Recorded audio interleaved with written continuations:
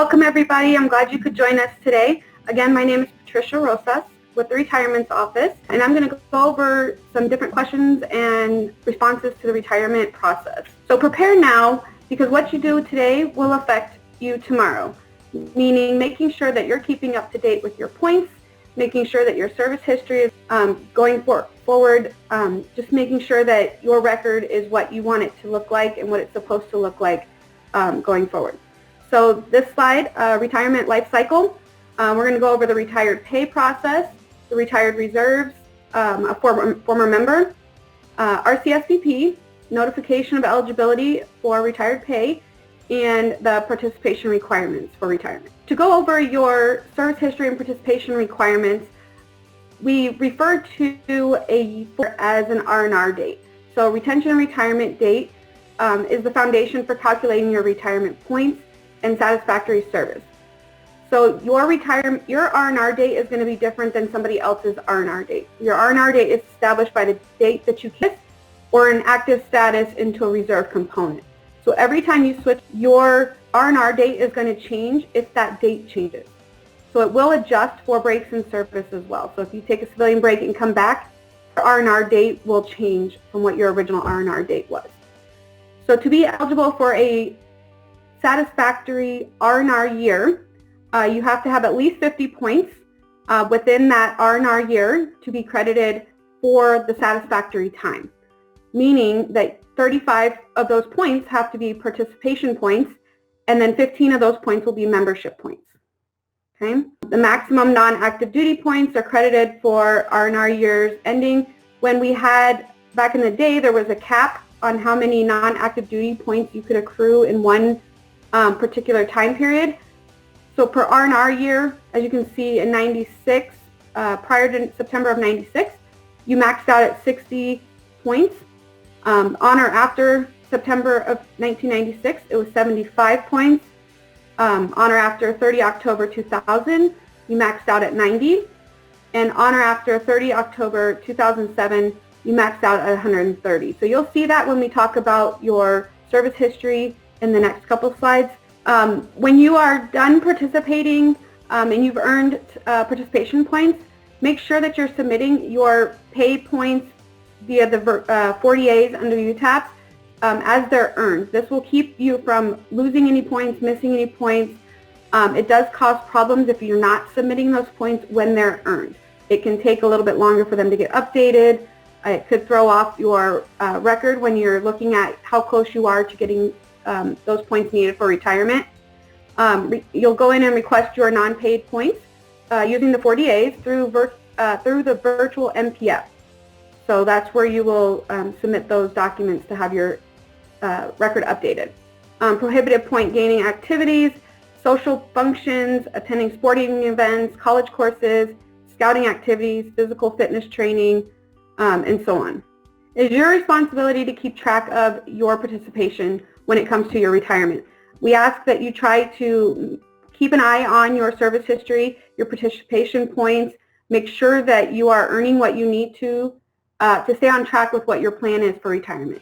Making sure that you're checking your points as you're earning them will help when you get ready to retire. If it's keeping you from getting right to that 20-year mark, you're going to want to make sure that those participation requirements are being updated. Okay, so if you see any errors, you'll need to request those as soon as possible through the VPC and include any documentation that you can so that you can get that updated. So you'll just submit that in the VPC, add your documents, and points management will get that updated for you to reflect on your point credit summary. Please go into the virtual MPF or the VPC and view your point credit summary as you go through your career. So this is an example of what your service history will look like when you pull it up in the VPC or virtual MPF. So as you can see, the R&R date there, that's the beginning of what your R&R year is. So think of it as like a calendar year, but for you it's your participation year. It'll also show you what your satisfactory service is, your total points for retirement. That is what your pay will be based on when you start accruing pay, is your retirement points column. This is what, similar to the second page of your retirement your point credit summary looks like. So you can see each year 96 to 98, so on and so forth. It'll go line by line, and you'll be able to see what kind of points you've earned, whether they were active duty, IDTs, ECI points. Make sure that that credited for an actual SAT service year. So that's where you will be able to see those discrepancies if there's something missing. Okay, so to be eligible for retirement, you have to have at least 20 years of satisfactory service, and that is minus a medical retirement of any sort. So to be eligible and to receive your NERP letter, which is your notification of eligibility for retired pay letter, you will receive that at 20 years of SAT service. Okay, so minimum of 50 points, like we talked about before. Maximum of 130 reserve points may be credited towards your retirement each year. You'll receive that letter 120 days approximately after the closeout of your R&R years. If your year ended in January, 120 days from that date would be when your 20-year letter is available to you in the VPC. So you will be notified that you have a 20-year letter available. Okay. If you have any questions regarding the 20-year letter, or you're not receiving your 20-year letter, please feel free to call the Total Force Service Center, and we will look into that for you. So when you receive your 20-year letter, this is where you're going to want to make a reserve component survivor benefit plan, also known as RCSBP. This is very important. It is time sensitive. When you receive your 20-year letter, you have 90 days to make an election. When you're making an RCSBP election, this election is to cover your dependents. So if something happens to you, your dependents are going to be covered as far as expenses goes going forward from the time that you pass away, okay? So this is very, very important. You have several different options when you receive that RCSBP letter. You will go ahead and open the letter. It'll give you concur, non-concur. You'll select what type of election you want. So there's option A, B, and C. Option A is declining to make an election until age 60. So you're waiving your coverage rights right now. You're going to wait until age 60 when you submit your pay documents, and then you're going to go ahead and request your election at that time. Okay. Option B is deferring your annuity. So you're making an election. If you're making the election, you're making it for whether it's your spouse and child, whatever election you're choosing, but you're deferring that annuity to age 60. So if you were to pass away prior to age 60, before you receive your benefits, your spouse or whoever your dependents were on the election will not start receiving their benefits until age 60, till you would have been age 60, the member would have been age 60. And option C is making an election to start immediately upon the day that you pass. So if you were to pass away at 59 and you already elected spouse coverage to begin immediately, then that spouse coverage is going to start the day after your death. So important to make sure that you're watching those options. So here are some examples of making an election. So if you do have an eligible spouse or child and you don't make an election on your 20-year letter, you will be automatically enrolled in RCSBP for whichever spouse or child or dependents that you have in the system. They will automatically be covered if they don't receive a response from you. And that is by law. So unfortunately, once that election is made, it is irreversible unless you have a life-changing event, and then you have at least up to a year to make a new election or change that election at that time. So again, if you don't make an election or you open your 20-year letter and you don't concur or non-concur, after 90 days, an election will be automatically made for you based on your dependents, and you will not be able to change that coverage. Okay? So if you do not have any eligible spouse or children in the system, then you're automatically going to be enrolled for option A, which is no RCSBP coverage. Okay? So if you were to get married in the future, or you have a child later in the future, you can have a year up to that date to add them as your beneficiary. So if you do not have an eligible spouse or child and you want less than full coverage, you can elect less than full coverage. So if you wanted to cover your spouse, but you only wanted to give them, let's say 50% of the RCSBP election, you can do that, but you'll have to have your spouse sign off on it, stating that they're aware that they're not going to receive the full amount, they're going to receive a partial amount. Same as if you're opting to not cover, you do have to have it notarized saying that the spouse is aware that they're not entitled to benefits, monetary benefits when you pass away. Okay, and again, you have 90 days to change your automatic election once you've opened your 20-year letter. And here are some options for coverage for survivor benefit. You have spouse only. You have the option of spouse and child coverage only. Even if you're married, you can elect just a child coverage versus spouse and child. Former spouse option, whether you are voluntarily covering your former spouse or if it's court ordered, that is an option, is former spouse coverage, also former spouse and child, and person with insurable interest. Life-changing events. So what we talked about earlier, if there was a life-changing event, you do point. So the life-changing events that covers is marriage, birth of a child, a divorce, death of a beneficiary. You would just contact the headquarters ARPC office and supply the documentation, whether it's the marriage certificate, birth certificate, or divorce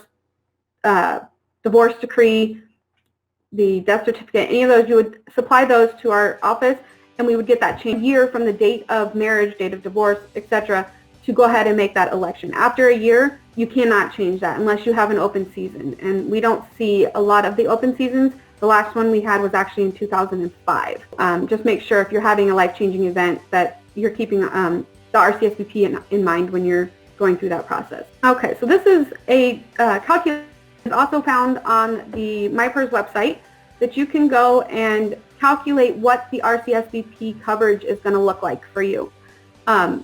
Basically, you're going to put in what your dependents' names, ages, date of birth, and then you can calculate what that option is going to look like. So it's going to be based on option A, B, or C, whichever option that you selected when you made your coverage. So you can go in there and see what it's going to cost you, what it's going to cover. So your annuity there at the bottom is what your spouse or whoever you've elected is going to receive when you pass away. Okay, so it kind of shows you the breakdown of what that coverage is, how much it's going to cost you, and then what your spouse or dependent would receive upon your passing.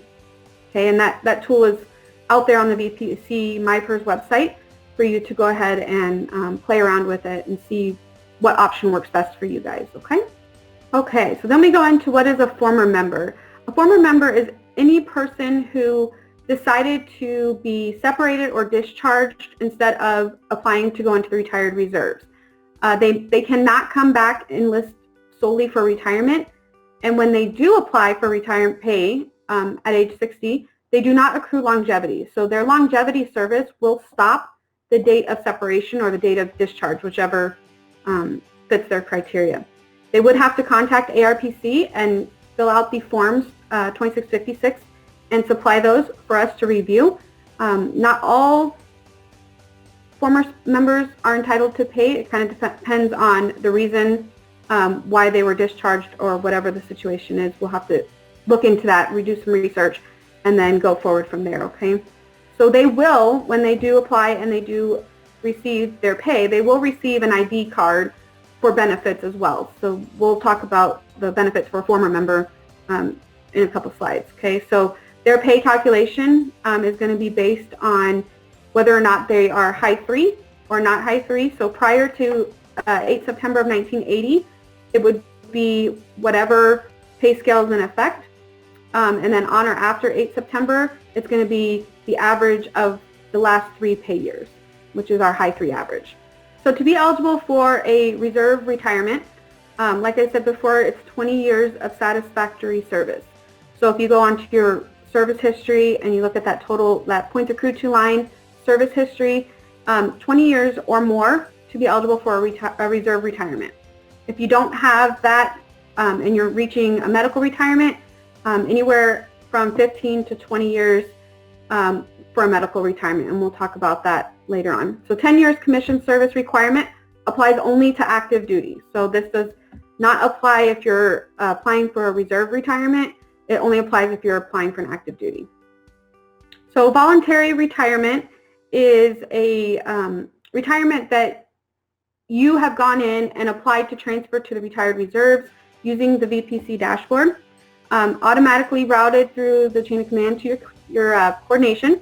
And once they've approved or disapproved your decision to retire, then that application will come to ARPC for us to go ahead and make sure that everything is processed correctly, everything looks okay, and then we will go ahead and process your retirement from there.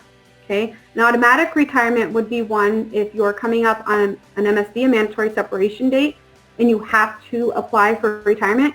You don't have to actually apply on the VPC. We do receive a roster monthly of those members that are coming up on their MSD, and we will go ahead and initiate those applications.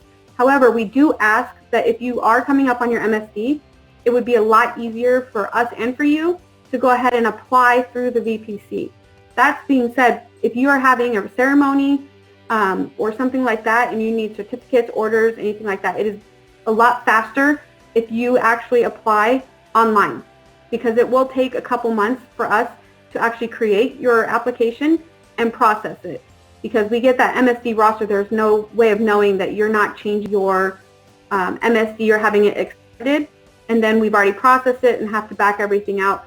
So if you are coming up on your MSD, we ask that you go ahead and put it in to the VPC, because then you can track the progress along with where your certificates are, making sure that they get there before your ceremony date, and so on and so forth. Again, we talked about the MSD. If you're retiring on your ETS, MSD or higher tenure, it does have to be on or before that ETS or MSD. If it is after, we will disapprove your application and send it back to you. So if you're having an MSD and you're getting your MSD extended, if you can attach documentation to show us that it's being extended, we will also wait for it to update in NoPDS before we actually process your retirement. Okay, so withdrawal cancellation request. When you apply for retirement, if you have already submitted your documents and you're within 30 days of your original retirement date, you do have to submit a written request, an MFR, through your chain of command, signed by you and your chain of command, explaining in detail why you're wanting to change your retirement date or why you're wanting to cancel your retirement date. Okay, so based on the AFI, you'll have to go through and actually put in a justification, a strong justification as to why you're changing your date. If you're outside 30 days of your actual retirement date, you can go back into VPC and go through your work list tab and you can do a date change request. When you do that, you'll put a justification in there and it will reroute automatically back through your chain of command for approval of the withdrawal cancellation. If you're transferring to the retired reserves with automatic, the request through VPC will provide us with your ceremony information, and then we can set up your retirement certificate, spouse certificate, presidential certificate, 30-year letter if you receive that, your US flag, and the retirement PIN. So if you are going through automatic retirement and you're not going to put in the application, go ahead and just create a VPC ticket for us so that we have all that information provided so that we can make sure that that's processed in time for your ceremony. Time and grade. So for 05 and above, you must have 3 years of satisfactory service in grade to be retired in that grade. Majors and below, it's 6 months. For an involuntary separation, it is officers are separated due to age or MSD, it's 6 months time and grade. So if you're an officer and you're retiring within 6 months of your, if you're retiring on your MSD, then you only need 6 months time and grade. Okay. For enlisted, it is no time and grade requirement. It's 1 day in grade by law. So reserve commitment policy and residence training is 3 years. Promotions for top 3 is 2 years. And the AFRCI 362102 has a lot more details as to the time and grade requirements for that policy, okay? Grade approval, so if you are retiring with a higher grade than you currently are, ARPC has been delegated from SAF to go ahead and do a highest grade held. If it's for derogatory reasons, then we will create a package and send it up to SAF to have the grade approved by SAF. If it's non-derog, you took a voluntary change of assignment, and you took stripe off for that, that's something that ARPC can research and do a highest grade held letter determination based on that. So if you are applying and you have a higher grade, currently are, if you could submit some documentation just showing us whether or not it's the demotion order or just a blurb about why you are at a lower grade than what you're applying for, that would be very helpful for us in retirements with our research process. Otherwise, we'll have to reach out to you if we don't see anything. Gray area retirees. So when you become a gray area, and you're sitting in the reserves waiting for age 60, waiting for RRPA pay benefits to kick in, you're considered in the gray area retirees. So when you're in that area, you have the benefits still of the commissary, DX privileges, recreation welfare, space aid, travel and lodging, and then TRICARE retired reserves. Again, we talked about 20 years of satisfactory service to be eligible. Generally, that starts at age 60. Members who have participated after age 60 and are applying for retired pay, you must have an approved 12308 waiver. Okay, so if you're applying, make sure that you have that 12308 waiver. You would start that through your chain of command and they would get that set up for you. Points in service will not be credited towards retired pay without that. If you participate for 2 years after your age 60 and you're applying for pay, we will stop your pay and points on that day that you retired, or the day that you turn 60 would be when your points and credit stops if you don't have that 12308 waiver.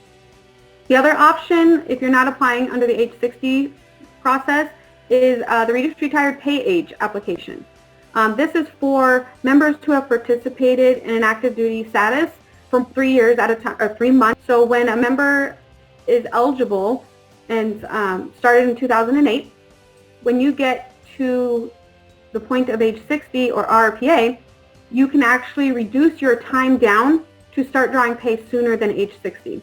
So you would go to the VPC website, apply under the Reduced Retired Pay application. If your reserves right now, they are working on getting that documentation to flow from Arrows so that you don't have to submit your orders. Unfortunately for our Guard members, you still have to submit your active duty orders so that we can verify that title that you were on to verify qualifying time.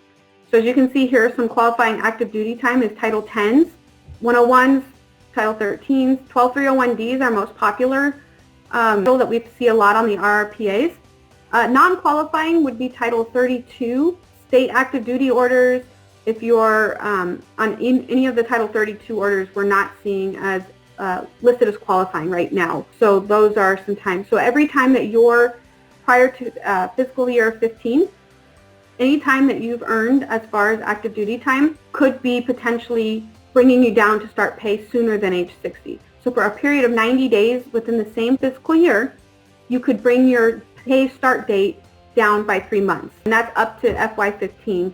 So going forward from FY15 to actually roll over your time. So you can combine your consecutive years together. So if you have fiscal year and then 90 days or 30 days in the next fiscal year, those will combine for a period of 90 days and bring your date down by 3 months.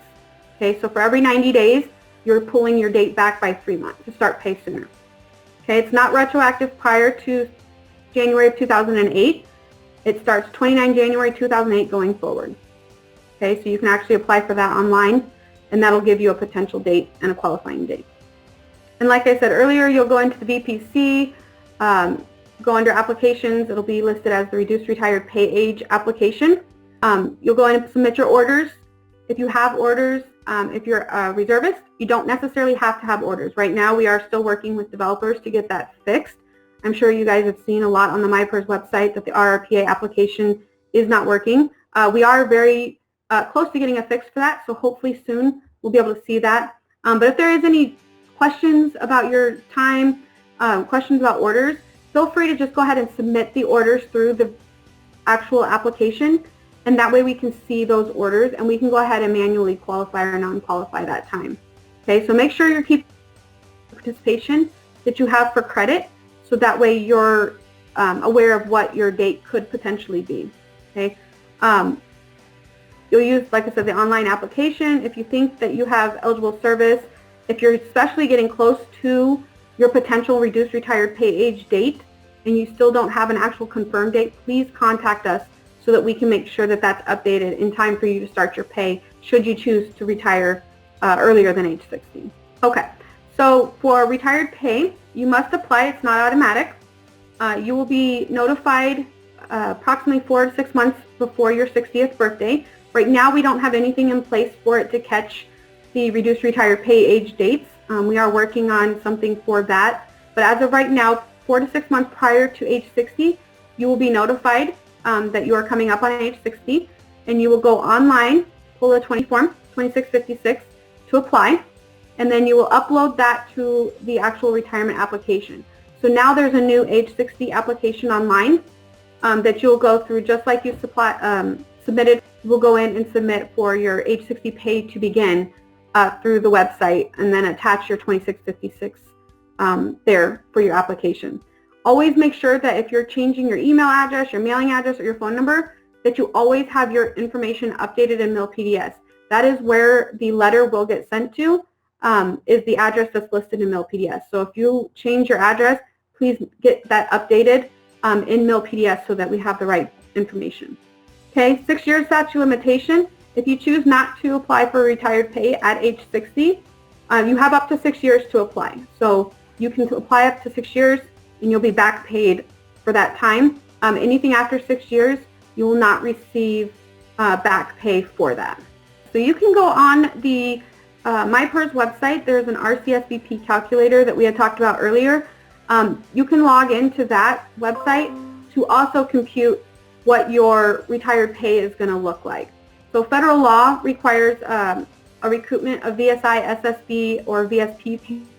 So once you apply for retired pay, and if you have any of those payments that you have to pay back, DFAS will collect those until it's paid off. So they will collect approximately 40% of your pay until those recoupments are paid off. Okay, so just know that when you're plugging in that RCSBP calculator and figuring out what your pay is going to look like, that DFAS can take that 40% if you have any of those payments be recouped. Okay. And then again, this is the benefits that you're entitled to when you are in the retired pay status. You will get a blue ID card that entitles you to expanded travel, medical coverage until age 65, and cost of living adjustments. Okay, so you'll be signed up for TRICARE for life at age 65. And that sums up the retirements briefing. If there's any questions, I think we're taking questions at this time. Okay, so first up we'll do Lieutenant Colonel Stephen Leutner from NDU, and he has two questions. If you qualify for AD retirement and take part-time position, for instance IMA or TR, how would pay work? That's the first one. So when you retire, are you talking about retire? Okay, so if you're retiring active duty, or you've had 20 years of active duty, and you come back to participate to retire at age 60, or collect your pay at age 60, that is the Title 10 12741 conversion. So you would submit your documentation, and we would have your pay converted from active duty to reserve pay. Okay. If that makes sense. Okay, and the next question is, if you have an active duty retirement, can you transition to the reserve retirement at age 60? Yes, you can. You would have to actually participate for 2 years, so 720 days on non-active duty time to be eligible for, like I said, the 12741 conversion. So 2 years, 720 days of non-active duty time, you could convert to a reserve retirement at age 60. Okay, next question. This is from Colonel Hollingshead. She's an A2. Does a change in retirement type from reserve retirement to active duty retirement allow her to change her SBP election? If yes, when will I make that change? A, at retirement, or B, when I reach 20 years of active duty? If you retire active duty, I'm not sure I follow that question. If you retire active duty, you will make an RCSBP election at the time that you retire active duty. If you are drawing pay at age 60, it would still be the same election that you had at the RCSBP when you retired at active duty time. Does that answer that question? You kind of cut out halfway through the question. Colonel Hollingshead, you're welcome to just put something in the chat just to let us know. So she said if she wanted to know when she was going to make that change, at retirement or when she reached 20 years of active duty. When you make your initial RCSBP election, when you hit 20 years, if you retire active duty, you will have an option when you retire active duty to make a new election. So you will actually have to make a new election when you retire active duty, no matter what option you had prior.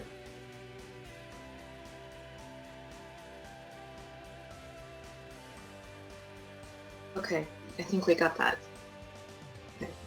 Okay, so Lieutenant Colonel David Osmond. How is retirement pay calculated if a member has 7,500 points towards an active duty at 8,500 points overall to include schools and IDTs, etc.?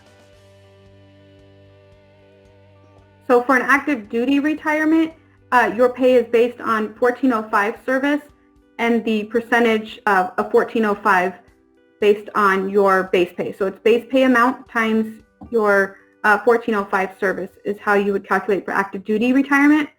As far as a reserve retirement, and it's your points multiplied by the current point value that's in effect for the year that you're retired, the year that you're turning age 60.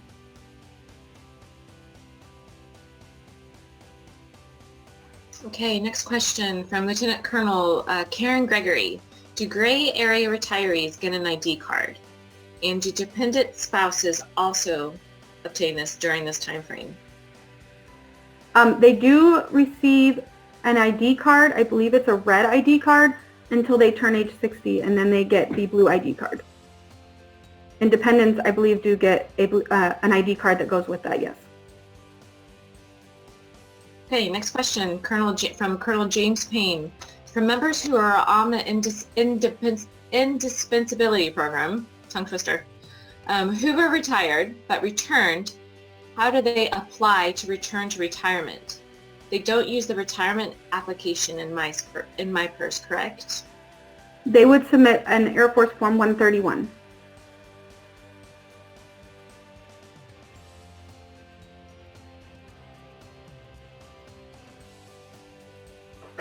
Okay, next question is from Master Sergeant McGowan, who's in Joint Staff J5. How do you know which RCSBP election was made? Where is it stated? What I would advise you to do is contact our entitlements office. They can give you that information as to what option is on file for you, and then you can discuss how that election was made, whether you sent something in or whether it was automatically enrolled for you. So I would reach out to the entitlements office at ARPC. Okay, next one is from Colonel Hollingshead again. How do we petition for an RCSBP open season? Who approves the open season, and how will reservists know when it is? That question would be advised to the Benefits and Entitlements office, so I can definitely find out for sure and let you know.